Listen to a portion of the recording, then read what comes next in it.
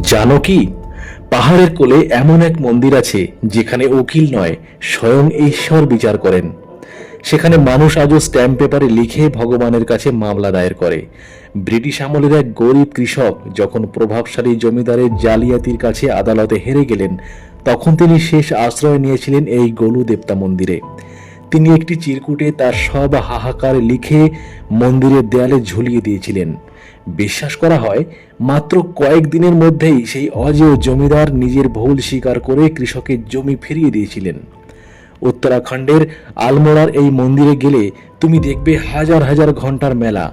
ভক্তদের মনস্কামনা পূরণ হলে তারা এখানে ঘন্টা দান করেন। আর দেওয়ালে ঝোলানো থাকে হাজার হাজার চিঠিও। কারো হারানো সম্মানের বিচার চাই, তো কারো আইনি বিবাদের সমাধান। তুমি কি কখনো এমন ঈশ্বরের কথা শুনেছো যেখানে ঈশ্বরের কাছে চিঠি লিখে বিচার পাওয়া যায়? গোলু দেবতার এই রহস্য নিয়ে তোমার কি মনে হয়? কমেন্টে জানাও।